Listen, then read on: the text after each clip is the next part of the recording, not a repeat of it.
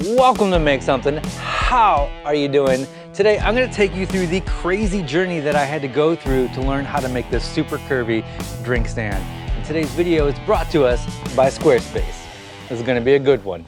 Check it. The inspiration for this drink stand came from this Instagram post that I saw recently, and I wanted to challenge myself to make this out of wood. I've been really into vacuum press veneering lately, and I've got a video on getting started if you want to go check that out. Now this uses some techniques that I've never seen before, so there was a learning process and quite a few failures along the way. And I wanted to show you the journey that I had to go through to get to this point, and to show you that failing can be a motivator and a good thing. So sit back and enjoy the ride and watch me learn. This drink stand needs to be thick enough so it has some strength and doesn't wobble and spill your drink. And my first thought was to use some bending plywood, and that's plywood where the grain is all running in the same direction and it allows you to bend it. It's a really cool material to work with. So I'm cutting that here on the table saw, and then I'm cutting out some maple veneer that I will veneer to the bending plywood. There are a couple of traditional ways to use a vacuum form to do curved pieces. One way is you take your veneers around a form and then stick that whole thing in a bag. And when you pull it out, it keeps that shape. Another way is to put the bag around the form, and then once it dries, you can pull that out of the bag and it will keep its shape. I'm trying something that I've never seen before. So here in the video, I'm just going to make a wood box and shove my veneers within this wood box, and the box is just there to kind of keep the outside shape. And the thought process is, once it dries and I take it out of this box, the veneers will hold its shape and I will have my drink stand. So this is just a super simple plywood box that is pocket holed together, and it is perfectly square. So here I'm using Titebond cold pressed veneer glue, and the cool thing about this glue is it doesn't pull through the pores in a vacuum press. So I'm just rolling this on the plywood cores, and then I'm going to sandwich that with my maple veneers. Most of what I learned about vacuum pressing comes from this book right here. Really good book, highly recommend it. In the book, they suggest taping up the ends so veneers don't slide around on you, so that's why you see me taping everything up here. I've got some wax paper on there just in case there's any glue squeeze out, and everything goes into this vacuum bag. This vacuum bag comes from Rockler, and then the red netting that you see, that just allows it to pull air from all areas of the bag. So now I'm taking that bag and throwing the whole thing inside this box and getting the S-curve that I'm looking for. It turns out I couldn't get as many bends in there as I wanted because of the plywood. There's a limit to how much it can bend. So I'm clamping it to the form and I'm letting it dry. So here is version 1, a complete failure. It turns out I had to break it just to get it out of the bag, because when it goes into the bag, everything is flat, but then it dries into this shape, and there was just no way to get it out of the bag without breaking it. And like I mentioned, I didn't have as many curves as I wanted, and just look at this. This is pure crap. So very disappointed. I went into this with a lot of confidence, thinking this is gonna be awesome, and then was very disappointed. So this has one layer of 1/4 inch bending plywood with 2 sheets of veneer. So version 2, I've decided to not use the bending plywood and just use nothing but veneers. So for version 2, I'm using this Rockler 2-ply maple veneer. One layer has the grain going this way and one layer has the grain going this way. So it bends quite a bit without breaking. And so my thought process now is to use 6 sheets of veneer, get rid of the bending plywood, don't use that at all, and I have to make a sacrificial bag. So I cut my 6 layers of veneer, and then I am making a custom bag. This is just some vinyl that I got from my friend Joanne. She has a fabric store here in town, and then I'm using sealing tape along the edges. It's just this really thick rubbery tape that will create an airtight seal, and it is removable. It's not a permanent seal. So I'm adding this to the edges, and then I fold the bag in half onto itself, leaving one edge open. This worked really, really well. well for this project. So I'm taking this barbed brass fitting and I'm adding some hot glue and a washer to it. And this will go outside the bag. So then I have the second washer and this brass cap that will go inside the bag. So I need to drill a hole in that cap so air can flow through there. And then I will hot glue the washer to that cap. So now these two pieces screw on and off. So I cut a hole in the bag, I put some of that sealing tape around the washer, and then I thread them together. This worked very well. So if you need to make your own bags, you can get all the stuff that you need from Joann and Home Depot. To close off the end, I'm using 2 pieces of PEX, and on the bigger piece, I'm cutting a slot in there, and you'll see how this works here in a second. Now I'm adding glue to all the veneers, but this time I'm switching glues from the Titebond cold press to this Unibond 1, which is also made for vacuum pressing, but it dries extra hard, and I'm hoping that this takes out some of the springiness in the drink stand. This Titebond is a very good glue, but when it dries, it still has some flex to it, where this is a little bit more hard and brittle. And I'm using this roller and tray that I got from Rockler, which spreads the glue nice and even, which is something that you need when vacuum pressing. So now I'm sliding everything into this custom made bag, which is not so bulky.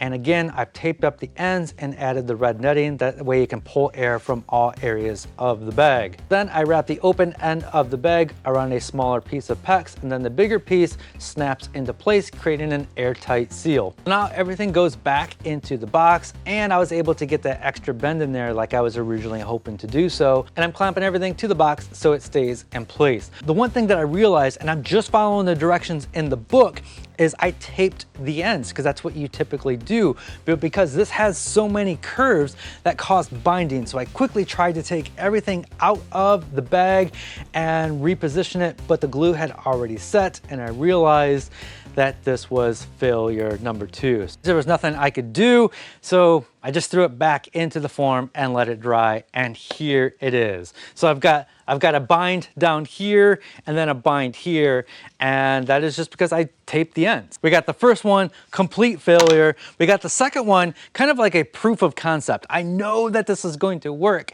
and I learned some lessons along the way. So at this point, I was really thinking about calling it quits, and I had a proof of concept. I knew it could work, but this gets pretty expensive. Each failure costs a lot of money.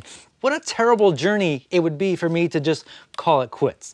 Let's take a chance. Let's do it one more time. I think I know everything that I need to know to make this work. Drive fast and take lots of chances. Because I made the bag slightly too big, I was able to cut this out and reuse the bag for a third one. So once again, I cut my 6 layers of veneer, and this time I'm using walnut veneer for the outside, using the same Unibond 1 glue, and I throw everything into the box. And look at these curves. This looks like it's going to come out perfect. I'm getting really excited at this point.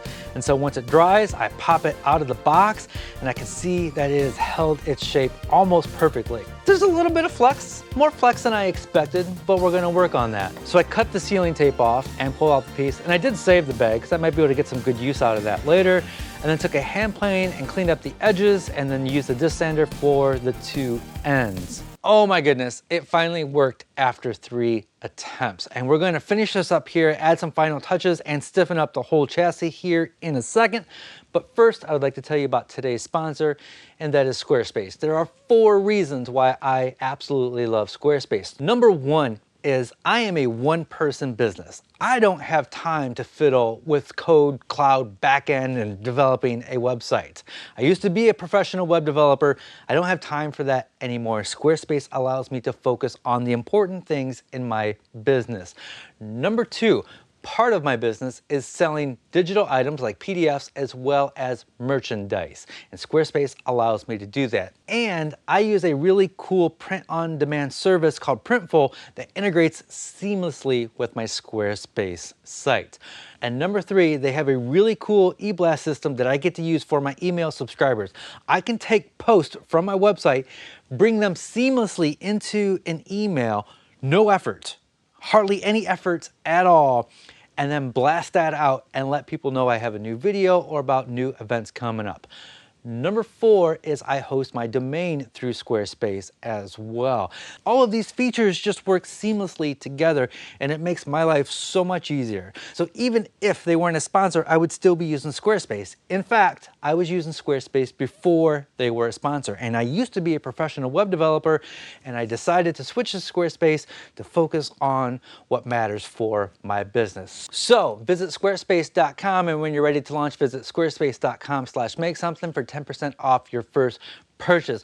Sponsors like Squarespace allow me to experiment and have fun and fail at things so we can all learn together. So thank you, Squarespace. Now let's finish this guy up. So after a couple of failed attempts, we finally got one that worked. I freaking love how good this looks.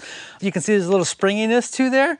You probably wouldn't want to set your drink on there. And then after pulling out the clamps, it kind of shrunk a little bit, and so it's not level. But I'm going to fix that by putting some acrylic rod in there. But first, I'm going to add some finish because it'll just be easier now. So we got some finish on there. Now I want to take some 1.5 inch acrylic rod and put it in between here to take out some of that springiness. Of course, you would probably want to do that before putting a waxy finish on there for a better grip. Sometimes I do things out of order. So I'm going to cut this out on the bandsaw a little too big and make that spring out a little bit. And then I got to cut this curve right here that kind of follows along that shape.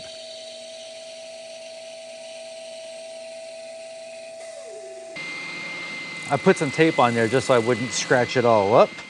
And so that's gonna fit in there like that. Instead of cutting that curve on the bandsaw, I decided to just kind of sand away at it on the spindle sander. And now I'm gonna make another one for the bottom the exact same way.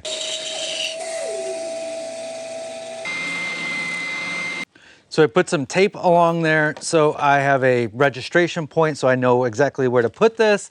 I have a pool noodle that I'm going to kind of wedge in there to pry it up. That way I have some space to get that in there without getting epoxy everywhere. And I got a mark there and a mark there, and those two marks should align for perfect placement. So now I'm gonna mix up some epoxy here. Not too much because I don't want it squeezing out all over the place. And at my registration marks. And then pull out my spacer.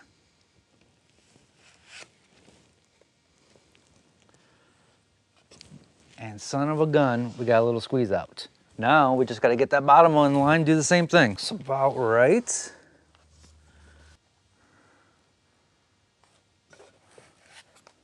Cool, we'll let that sit and dry, and then we'll take the tape off. So I cut 4 more pieces of acrylic that I'm going to use for the feet, and then on there I put these little traction dots so it doesn't slide around.